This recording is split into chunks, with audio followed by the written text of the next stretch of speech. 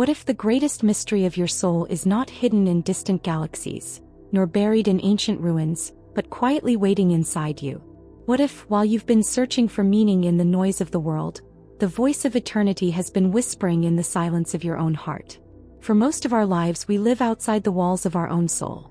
Busy, distracted, restless. We chase success, approval, comfort, and even spiritual experiences, thinking they will lead us closer to God. Yet deep within there is a faint knocking, a call that never stops echoing. Come home. Saint Teresa of Ávila, the mystic of the 16th century, heard that call more clearly than most. In prayer she was shown a vision. A luminous castle made entirely of crystal and light. In its center she saw the dwelling place of God himself, radiant beyond imagination. And she understood something extraordinary, that this castle was not a vision of heaven far away. It was the human soul. Your soul, she wrote, the soul of the just is nothing less than a paradise where the Lord takes his delight.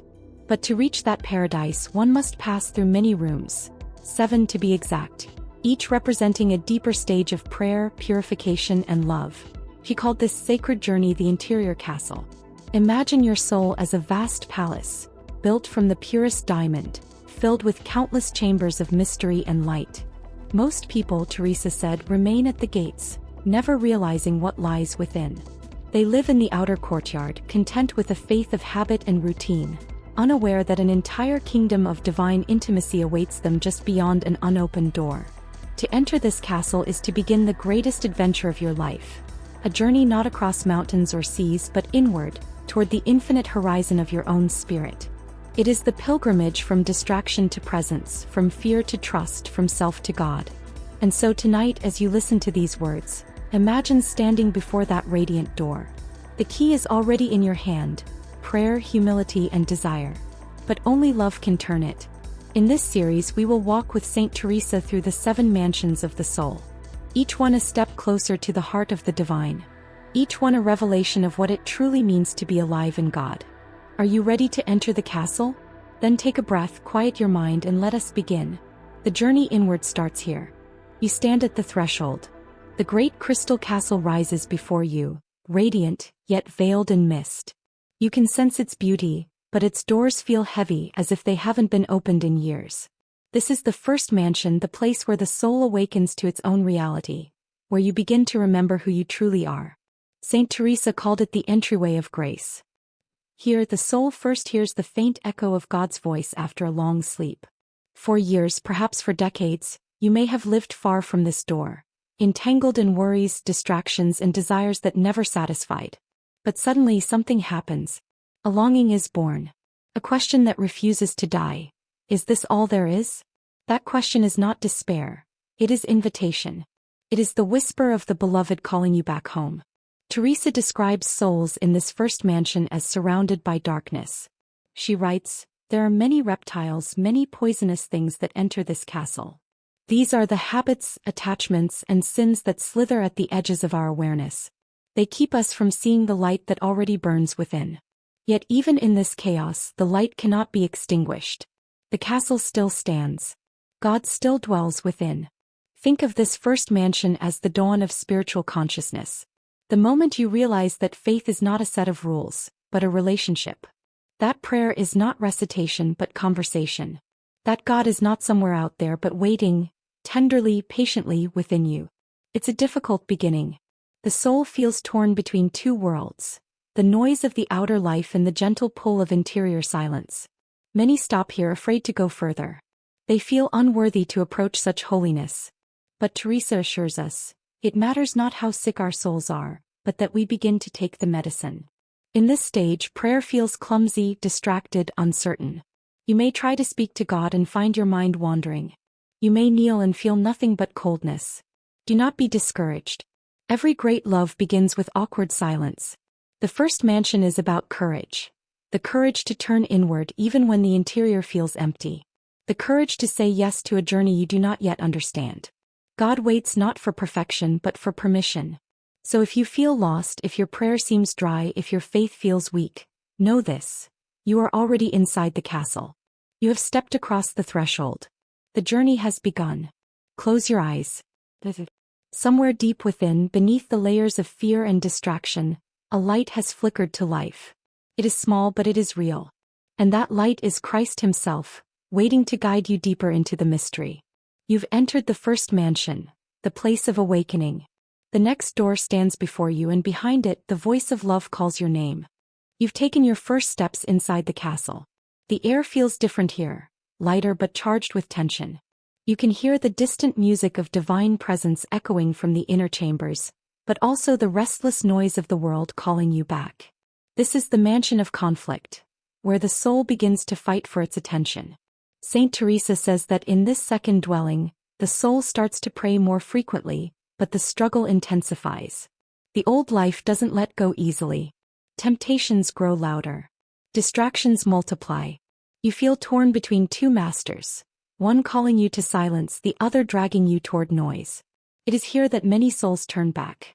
They long for God but fear what it will cost. They still think they can keep one foot in the light and the other in the shadows.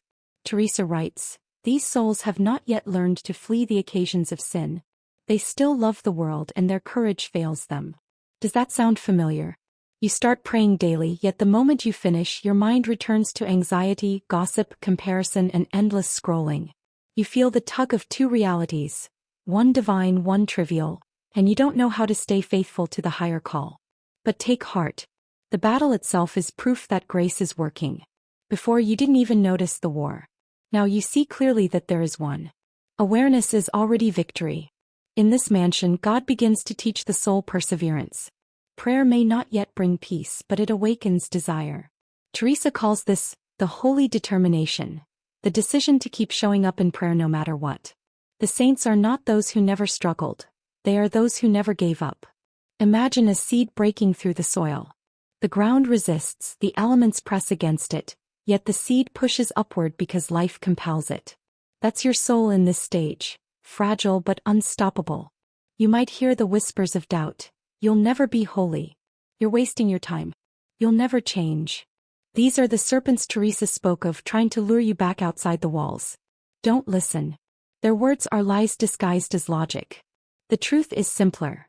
Every time you choose prayer over distraction, silence over noise, mercy over resentment, you're walking deeper into the castle. God does not rush you. He walks beside you with infinite patience. Every struggle, every dry prayer, every moment of choosing love and darkness, it's all part of his shaping. This mansion is where your faith begins to strengthen like a muscle. You may not feel holy, but you are becoming strong.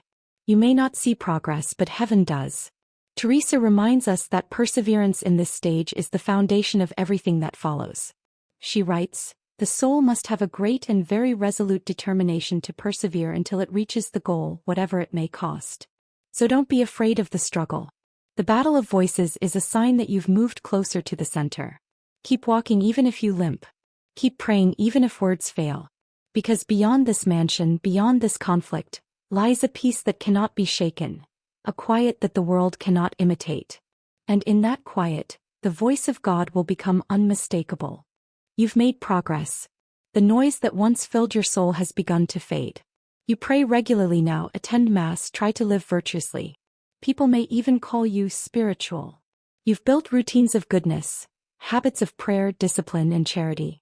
Yet something still feels missing. This is the third mansion, the realm of good, devout souls who have learned obedience but not yet surrender.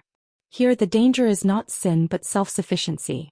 Saint Teresa warns that this stage can be more perilous than the first two because it feels safe. The soul believes it's close to God because it keeps his commandments and avoids serious faults. But beneath that virtue hides a subtle pride, the illusion that holiness is something you achieve through effort. Teresa writes, "The souls in this mansion are very desirous of not offending God, yet they are still attached to their own comfort. They want to be good but on their own terms. They serve God but with conditions. They say, 'Lord, I'll follow you, just don't let it cost too much.' Do you recognize yourself here? You pray but you still control the narrative. You offer your life to God, but secretly hope he doesn't take you too seriously. You desire transformation but fear what it will demand. The walls of this mansion are beautifully decorated, yet the door to the next chamber remains locked, because it can only be opened by humility. God must show the soul that it is powerless to reach him by its own strength. That's why in this stage he often allows dryness, confusion, even failure. The prayers that once brought sweetness now feel empty. The spiritual emotions fade. Not as punishment but as purification. Teresa explains that God withdraws the sense of his presence so the soul will learn to love him for himself, not for the feelings he gives. This is the slow death of spiritual ego, the dismantling of the belief that holiness can be earned. In this mansion, God begins to loosen your grip. You start realizing that you never controlled the journey at all. You were being guided. You begin to understand that surrender isn't weakness. It's cooperation with divine strength. It's the difference between rowing against the current and letting the river carry you toward its source. So when you feel spiritual dryness, don't panic. It's not abandonment, it's apprenticeship.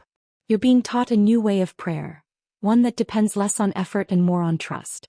Teresa says, "The Lord desires works, but he also wants detachment. The soul must not rest in anything but God." In the third mansion, you're being stripped of illusions, not because you've failed but because you're ready for something deeper. God is preparing you for intimacy, for prayer that no longer depends on words, for a peace that no longer depends on circumstances. So don't cling to what once worked. Let go. Let the silence teach you. Let grace lead you where effort cannot. The next mansion awaits, where God himself begins to act more directly in the soul, and the first true touches of divine intimacy begin to bloom. You have walked through effort, dryness, and the quiet dismantling of control.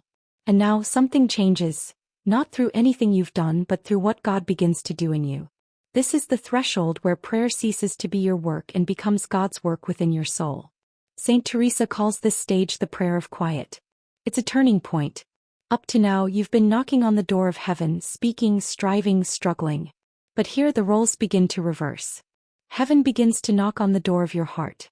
Teresa writes, "The soul understands that it cannot enter the higher mansions by its own strength. The will alone is captivated by love, while the understanding and memory remain free." What she means is this: during prayer you may suddenly feel your heart drawn into a deep, wordless peace.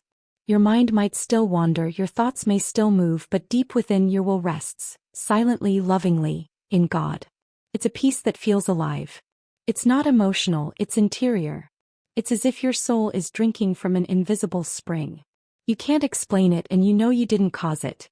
It's like falling into stillness and realizing the stillness is a person. At this stage, the distinction between doing and being begins to blur. You no longer need to try to pray. Prayer begins to happen to you. God takes the initiative and the soul simply receives. It's a love that requires surrender rather than speech. Teresa often uses the image of water to describe this transformation. In earlier mansions, the soul had to draw water from a well, hard, exhausting work. But now, she says, the Lord himself turns the handle. The water begins to flow from within. The soul drinks effortlessly. You might notice this grace during quiet moments. A sudden sweetness in prayer, a deep calm after communion, or even a sense of divine nearness when you least expect it. You realize that God is not distant. He is moving inside you gently, invisibly, faithfully. And yet, Teresa cautions, this is not the end but the beginning of true intimacy. The soul in this mansion must guard humility above all else. It's easy to grow attached to these experiences, to seek the feeling rather than the giver. But the true mark of divine touch is peace, not pride. She writes, "When the Lord bestows such favors, the soul should consider itself more bound to serve, and not to seek consolations. The gift is never the goal. The goal is transformation." In the prayer of quiet, God teaches the soul how to listen, not just with ears but with love. You begin to realize that silence is not the absence of words. It's the presence of someone. You may find yourself drawn to solitude, no longer craving the noise of the world. Worldly pleasures start to lose their charm. Not because you reject them with effort but because your heart has tasted something better. Something that makes everything else feel pale by comparison. This is the mansion where divine friendship begins to blossom. You're no longer speaking to God as a distant king, but as a friend who abides within you. And yet, the deeper you go, the more you realize how much farther there is to travel. The next chamber beckons, where the soul will not only rest in God's presence, but begin to be transformed by it. The butterfly is about to break free from its cocoon. You've crossed into a quieter world now. The noise of the past seems far away, softened by the steady rhythm of divine presence. Something within you has changed, not in a flash of revelation, but like dawn slowly lighting a hidden landscape. This is the fifth mansion, the dwelling of transformation. Saint Teresa calls this stage the spiritual betrothal, the beginning of true union between the soul and God. Up to this point you have sought Him. But here you begin to experience what it means to be found by Him. Teresa writes, "In this prayer the soul dies entirely to the world and lives only in God." This isn't death in the tragic sense but in the liberating one. The death of self-centeredness, of the endless need to control, to be admired, to achieve. In its place, something far more beautiful arises. The will begins to move in harmony with the will of God. This is what Teresa calls the union of wills. It is not ecstasy or constant rapture but something deeper, quieter, more enduring. You begin to want what God wants.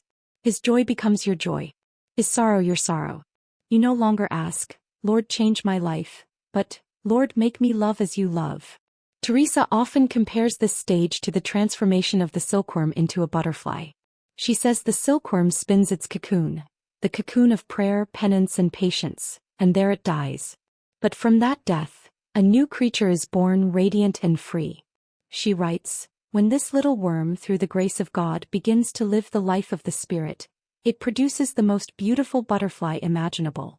This image is not poetic decoration. It is spiritual reality. The soul, through surrender, begins to take on the very nature of divine love. It still lives in the world but no longer belongs to it. It moves lightly, freely, as if carried by invisible wings. In this union, prayer becomes simple, not because the soul has mastered technique, but because love has replaced effort. Sometimes you may sit in silence without a single word and yet feel closer to God than ever before. You sense His presence in every breath, in every glance, in every act of kindness. And yet, Teresa reminds us, this is still only a betrothal, not yet the marriage. The soul is promised to God but not yet fully possessed by Him.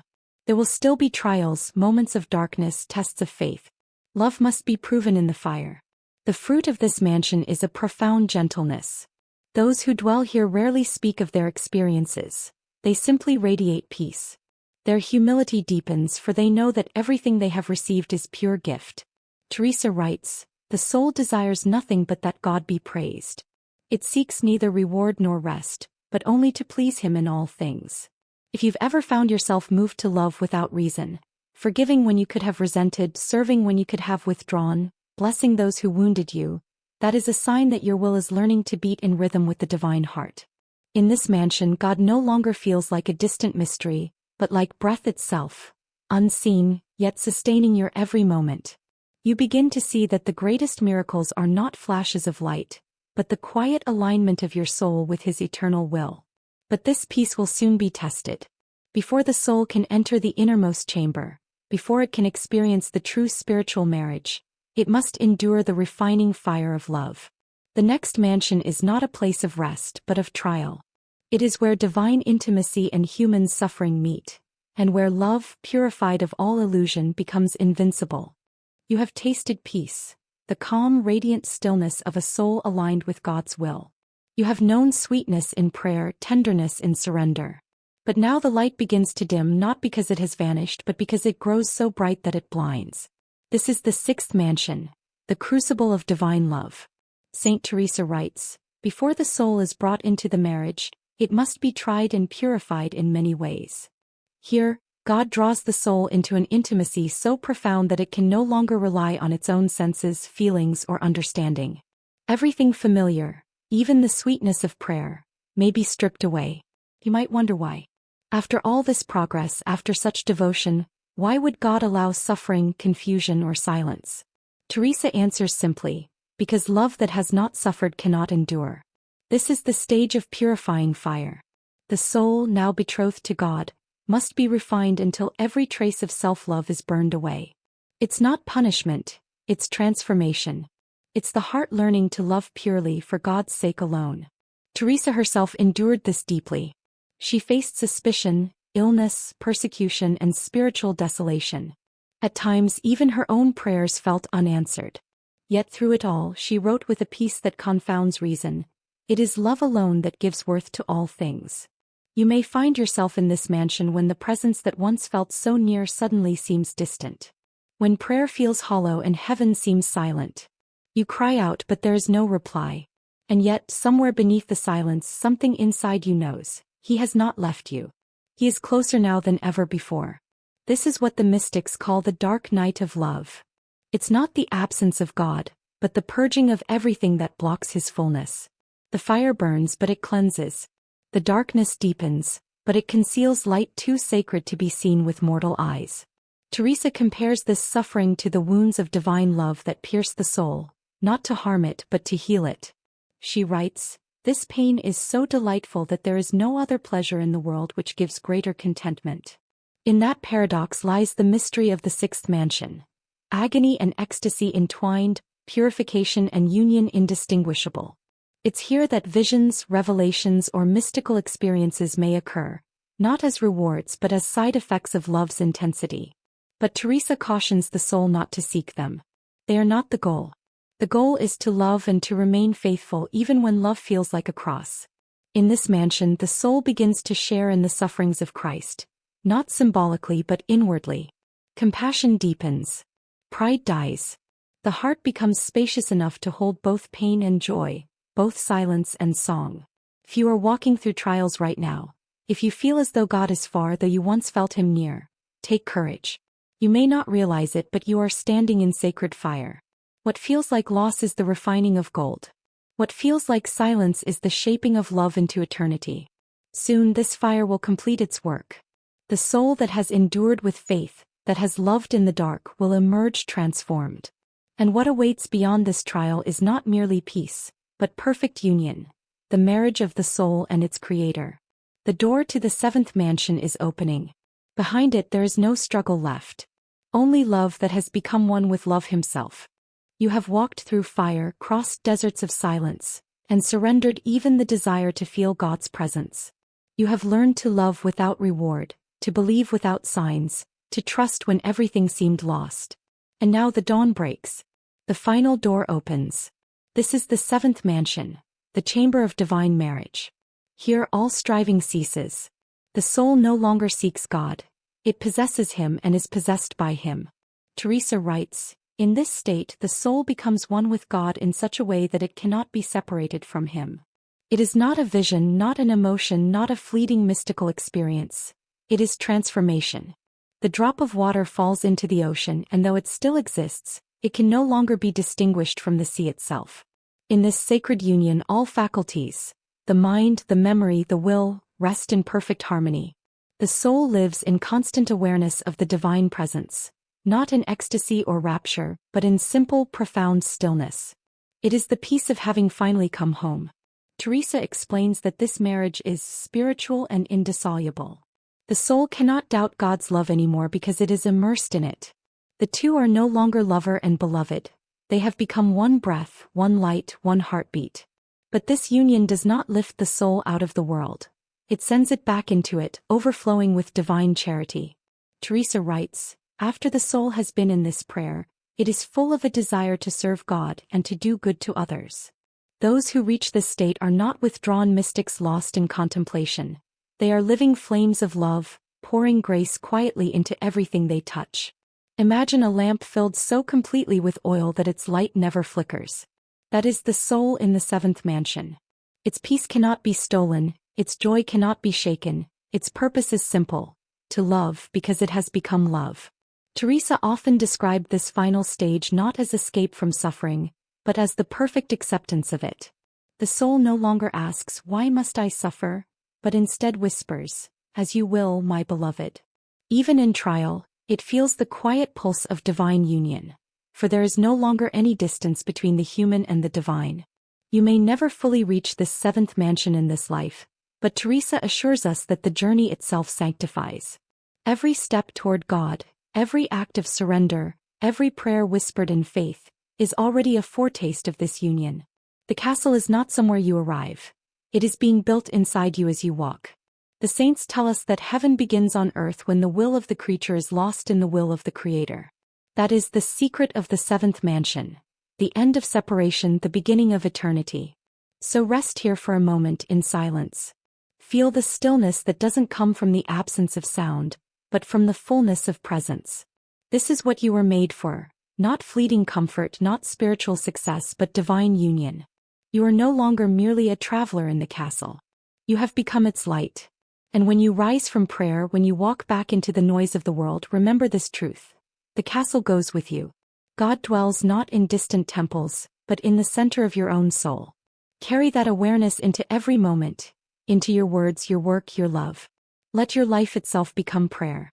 Let every heartbeat say, "You are mine and I am yours." You have entered the heart of the mystery.